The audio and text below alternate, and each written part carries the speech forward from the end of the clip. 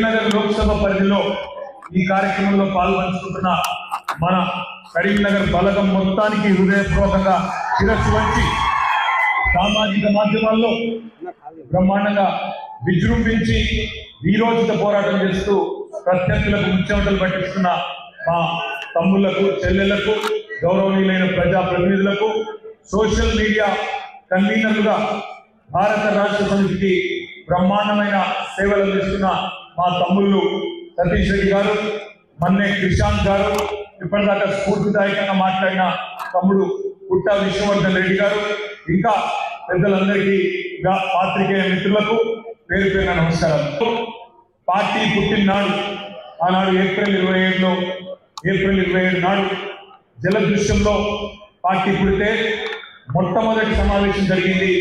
ఆనాడు ఉద్యమానికి ఊపిరి పోసింది ఇదే కరీంనగర్ గడ్డ SRR కాలేజీలో. ఆనాడు 2 లక్షల పైసలకు తెలంగాణ ప్రజలు కదిలి వచ్చి తెలంగాణ ఉద్యమం సజీవంగా ఉంది, తెలంగాణ నినాదం సజీవంగా ఉంది, తెలంగాణ కావాలన్న కోరిక బలంగా ఉంది. దేశం మొత్తానికి చాటి చెప్పిన సందర్భం ఆ సింహగర్జన ద్వారా ఆనాడు SRR కాలేజీలో జరిగిన విషయాన్ని నేను మీకు గుర్తు చేస్తా ఉన్నాను. 2001లో ఉద్యమానికి ఊపిరి పోసిన, 2006లో తిరిగి మళ్ళీ పునర్జన్మనిచ్చిన ఇదే కరీంనగర్ గడ్డలో ఆనాడు మళ్ళొక్కసారి 2 లక్షల ఓట్లతో కేసీఆర్ గారిని కరీంనగర్ ఉప ఎన్నికల్లో గెలిపించి మళ్ళొక్కసారి దేశానికి బలంగా తెలంగాణ కావాలని చెప్పినా అది కూడా ఈ కరీంనగర్ గడ్డ గొప్పతనం. 2009లో ఆశలు ఖతమైపోయినాయి, ఇక అయిపోయింది టీఆర్ఎస్ పరిస్థితి.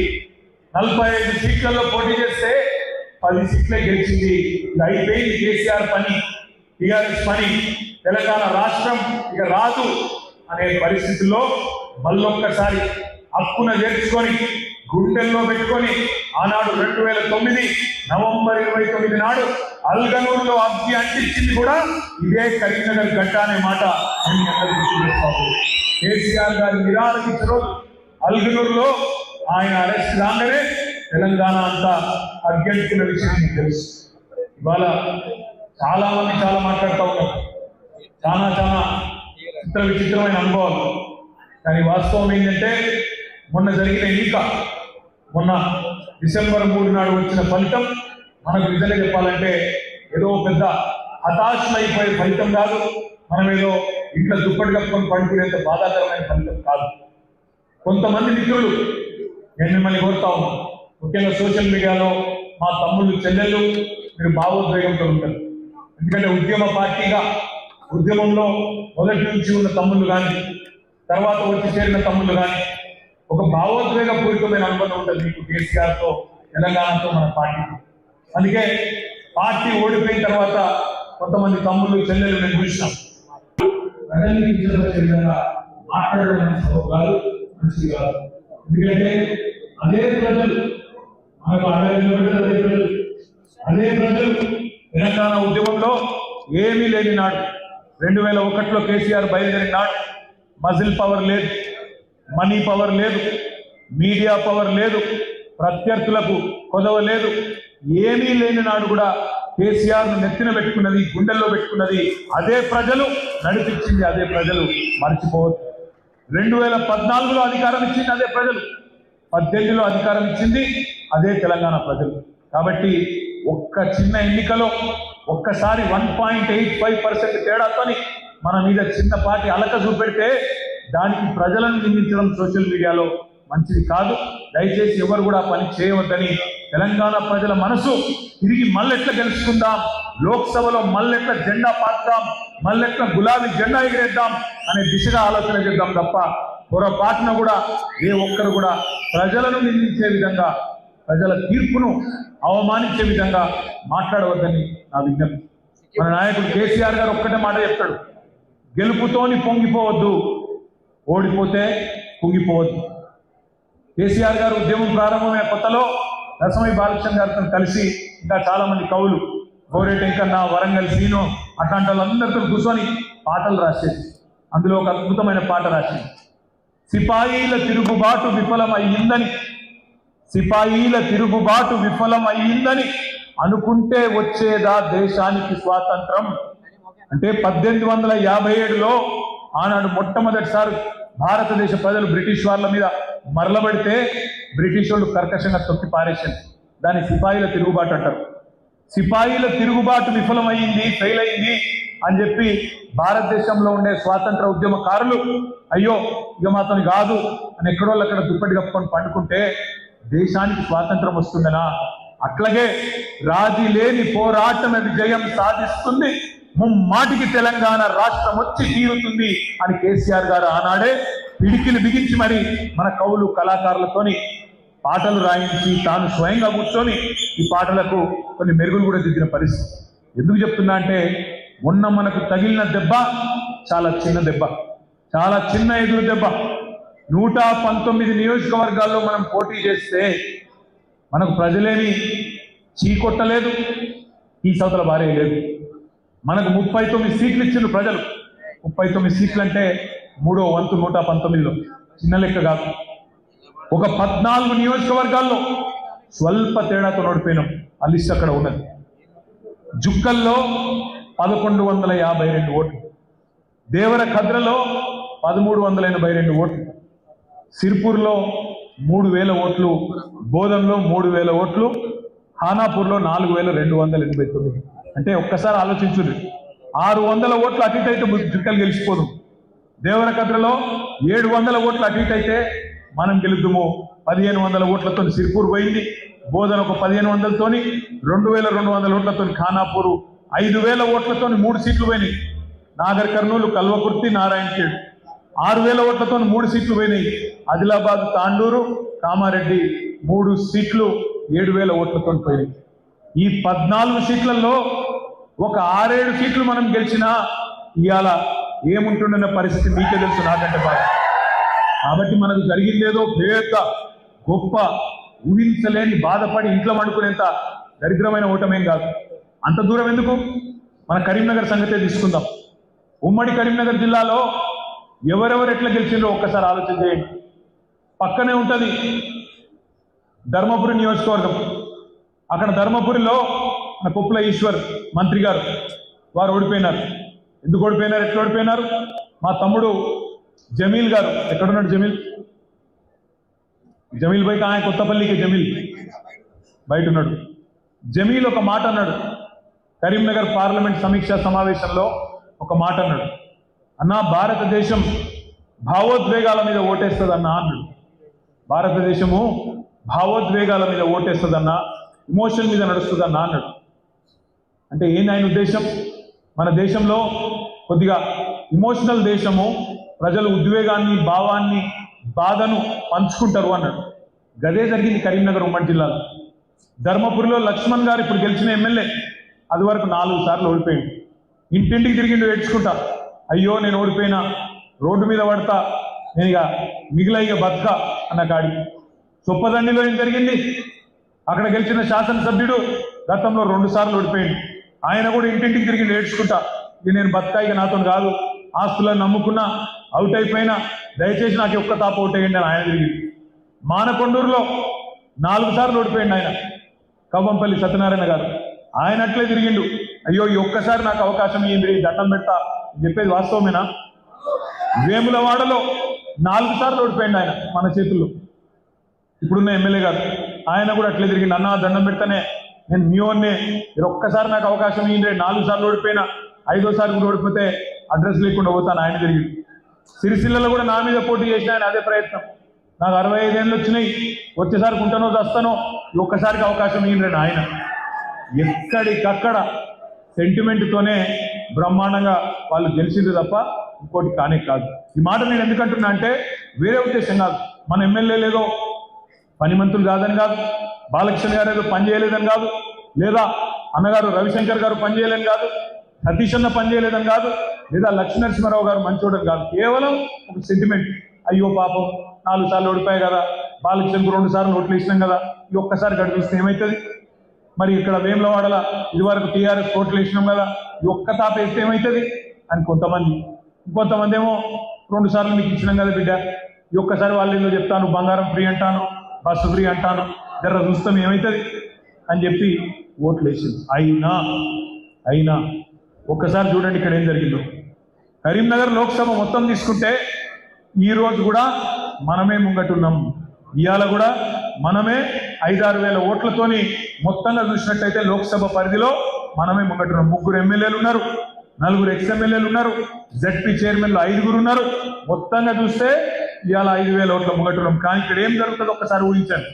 ఏం జరుగుతుంది అంటే మొన్న ఏడుపులతోని బొబ్బలతోని అంటే అంటుంది. ఇవాళ నేను రాష్ట్రంలో ఉన్న 70 లక్షల మంది రైతులను అడుగుతున్నా, ఎవరెవరికైతే రైతు బంధు పడలేదో వాళ్ళని ఆలోచించమని అడుగుతున్నా. వీళ్ళని ఏ చెప్పుతోని కొట్టాలి రైతు బంధు ఏ వాళ్ళని ఆలోచించమని అడుగుతున్నా. చెప్పుతోని కొడతారా, ఓటుతోని కొడతారా, మీ ఇష్టం. చెప్పుతోని కొడతారా, ఓటుతోని కొడతారా, ఈ ప్రభుత్వాన్ని మీ ఇష్టం. కేసీఆర్ ఉన్నప్పుడు వారం రోజులు వేసిండెట్లా, వీళ్ళకు 2-3 నెలలైనా ఎందుకు వేయలేదు ఆలోచించమని చెప్పి నేను కోరుతున్నా. రైతులు ఆల్రెడీ మంట మీద ఉన్నారు. క్వింటాల్కి 500 బోనస్ అన్నాడు, ఇచ్చిండా? రేపు ఇస్తాడా ఏప్రిల్లో? ఇవ్వకపోతే రైతులు ఊరుకుంటారా? సీరిసింత గట్టరు. 500 బోనస్ క్వింటాల్కు, మర్చిపోవద్దు తమ్ముళ్ళు, 500 బోనస్ ఇచ్చి తీరాలి. ఇవ్వకపోతే వాళ్ళ తరఫున మనమే గర్జించాలి, మనమే యాద్ చేయాలి. 2 లక్షల రుణమాఫీ అన్నాడు డిసెంబర్ 9 నాడు, సోనియమ్మ జన్మదినం. 2 లక్షల రుణమాఫీ. రైతులు మీరు పోయి ఉడుకురికి తెచ్చుకోండి. ఇప్పటిదాకా తీసుకోని వాళ్ళు ఉంటే డిసెంబర్ 8 దాకా ఓన్రి పోయి తెచ్చుకోండి, నేను సంతకం పెడతా అన్నాడు. డిసెంబర్ 9 పోయింది, జనవరి 9 పోయింది, ఫిబ్రవరి 9 వస్తుంది. చేస్తాడా? చేయడు, చేత కాదు. ఎందుకంటే గుంపు మేస్త్రి గారికి ఇదివరకు పనిచేసిన తెలివి లేదు. ఏదో ప్రతిపక్షంగా ఉన్నప్పుడు డైలాగులు కొట్టుకుంటూ అవతల పడ్డాడు. నోటికి ఎంత వస్తాను తొర్రుకుంటా, కేసీఆర్ మీద భూత పురాణం ప్రయోగించుకుంటా ఒర్రుకుంటా తిరిగిండు, ఒర్రుపోతాడు తప్ప ఆయనకి ఏం తెలియకేదో మాట్లాడిండు, ఫసాయించిండు. ఇలా కింద మీద పడతాడు. అందుకే నేను అంటున్నా, 2 లక్షల రుణమాఫీ చెయ్యనందుకు, రైతు భరోసా చాలు చేయనందుకు, రైతు భరోసా చాలు చేయకపోగా ఉన్న రైతు బంధు వేయనందుకు, తెలంగాణ రైతన్నలు రైతు బంధు అడిగితే చెప్పుతోని కొట్టమన్నందుకు రేపు ఓటుతో కొడతారు కరీంనగర్ లోక్సభలో కూడా కాంగ్రెస్ పార్టీ అనే మాట నేను మీకు విజ్ఞప్తి చేస్తాను. అందుకే నేను మీకు అనేది, ఈ ప్రభుత్వం 45 రోజులలోనే చాలా మందిని శత్రువులను చేసుకున్నది. పాపం మా ఆటోలు నడుపుకునే అన్నదమ్ములు వాళ్ళు మార్పు కావాలని ఆయనతో ఓటేసింది. అందరే లేదు, కొందరు వేసారు. అందరూ వేసారు నేను ఎట్లా అంట. కానీ కొందరు పాపం ఆటోలు నడుపుకునే అన్నదమ్ములు అదేదో బోర్డు పెడతాడట, నెలకి ఇన్ని పైసలు ఇస్తారట, సంక్షేమం అట, ఏదో అవుతుందట, కేసీఆర్ మంచిగానే చేసింది కానీ ఈయన ఇంకా మంచిగా చేస్తారట అని చెప్పి ఇప్పుడు 2 సార్లు ఇచ్చినాం కదా, వాళ్ళకు ఒకసారి ఇస్తామని ఇచ్చింది. ఏమైంది ఇచ్చిన పాపానికి? ఇలా వాళ్ళ కొంప కొల్లేరైంది. వాళ్ళు మంట మీద ఉన్నారు. 6.5 లక్షల మంది ఆటో డ్రైవర్లు, వాళ్ళ కుటుంబాలు ఇవాళ రెక్కాడితే కానీ డొక్కాడని జీవులు, వాళ్ళు మంట మీద ఉన్నారు. వాళ్ళు ఇలా ఎదురు చూస్తాండ్రు, ఎక్కడ దొరుకుతారు కాంగ్రెస్ వాళ్ళు? రేపు జెడ్పీటీసీలో దొరుకుతారా, కౌన్సిలర్లు దొరుకుతారా, పార్లమెంట్లో దొరుకుతారా, సొసైటీ ఎలక్షన్లు దొరుకుతారా? యాడ దొరుకుతాడా కర్రు కాల్చి వాత పెట్టేందుకు 6.5 లక్షల మంది తమ్ముళ్ళు వాళ్ళు రెడీగా ఉన్నారు. మీరు చేయవలసింది ఒకటే. ఇప్పుడే వినోదన్న చెప్పిండు, 2189 బూత్లు ఉన్నాయి. బూత్కు ఒక్కరు చొప్పున సోషల్ మీడియా వారియర్గా, తెలంగాణ బలగంలో సైనికుడుగా మనం అపాయింట్మెంట్ చేసుకొని మీరు చేయవలసింది ఒకటే. మీ ఊళ్ళో కూడా ఆటోలు ఉంటాయి, మీ ఊళ్ళో కూడా ఆటో అన్నదమ్ములు ఉంటారు.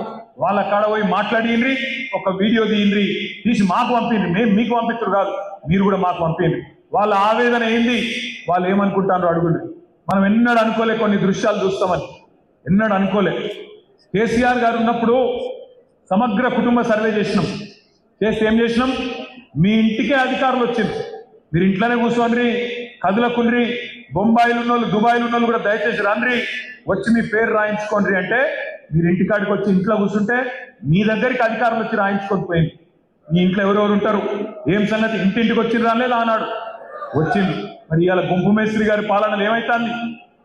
లైన్లు, క్యూ న్యూస్ చూడాలి, క్యూలు కట్టాలి, ఆగమాగం కావాలి. ఇలా క్యూలల్లో సొమ్మసిల్లి పడిపోయిన వృద్ధులు, పెద్ద మనుషులు, ఎరువుల దుకాణాల ముందు లైన్లు, విత్తనాల దుకాణాల ముందు లైన్లు, పవర్ కట్లు చాలైనాయి, మళ్ళా ట్యాంకర్ల దగ్గర కూడా లైన్లు చాలైనాయి. ఇది ఈరోజు వాస్తవ పరిస్థితి. అందుకే నేను అంటా ఉన్నా, ఎన్నడూ అనుకోలే మనం మళ్ళీ ఇట్లాంటి దృశ్యాలు మళ్ళీ వస్తాయని. ఎరువుల దుకాణాల ముందు లైన్లు, విత్తనాల దుకాణాల ముందు లైన్లు, మళ్ళా కనబడతాయి అనుకోలే. ఇంకా ఘోరం ఏంటంటే కళలో కూడా ఊహించని దృశ్యాలు.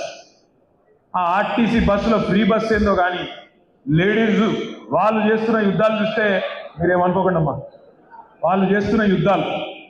ఆ బస్సు డ్రైవర్ సీట్లు దానిలోకెళ్ళి డోర్లకెళ్ళి ఎక్కుతాండ్రు, ఆ కిటికీలకెళ్ళి ఎక్కుతాండ్రు, కొట్టుకుంటాండ్రు, జుట్లు పట్టుకుంటాండ్రు.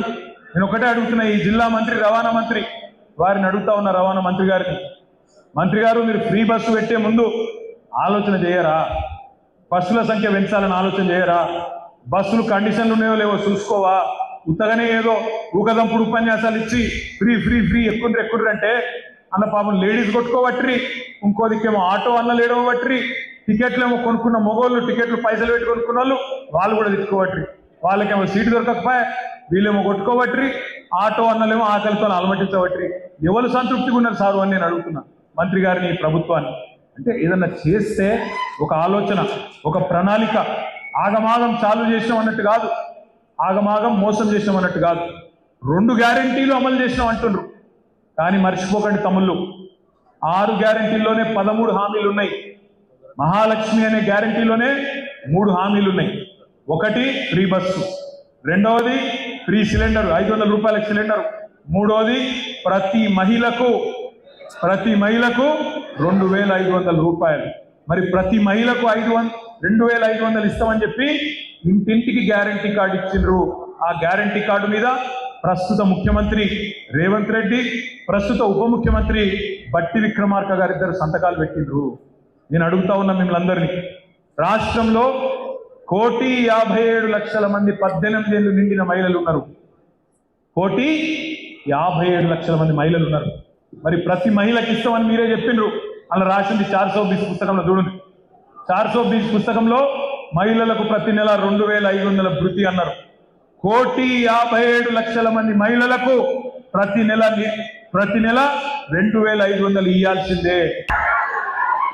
సోదరుడు మా తమ్ముడు పాడి కౌశిక్ రెడ్డి గారికి, గౌరవనీయులు, తెలంగాణ ఉద్యమంలో తన పాటతో ఉద్యమాన్ని ఉర్రూతలూగించిన మానవుడు, మాజీ శాసనసభ్యులు సోదరులు మా అన్న రసమై బాలకృష్ణ గారు, గౌరవనీయులు, వేములవాడ నుంచి మన పార్టీ అభ్యర్థిగా పోటీ చేసి మీ అందరి అభిమానాన్ని చూరగొని స్వల్ప తేడాతో ఓటమి పాలైన గౌరవనీయులు శ్రీ చెల్మెడ లక్ష్మీ నరసింహారావు గారు, గౌరవ చొప్పదండి మాజీ శాసనసభ్యులు సోదరులు అన్న సుంకే రవిశంకర్ గారు, గౌరవనీయులైన హుస్నాబాద్ మాజీ శాసనసభ్యులు పెద్దలు కెప్టెన్ లక్ష్మీకాంతరావు గారి మంచితనాన్ని వారసత్వంగా పుణికిపుచ్చుకొని అద్భుతంగా, బ్రహ్మాండంగా మరి ప్రజల మనసు గెలుచుకున్నప్పటికీ కొన్ని కారణాల వల్ల మన స్వల్ప తేడాతో ఓటమి పాలైన ప్రజల్లోనే ఉంటున్న మా అన్న ఒడిదల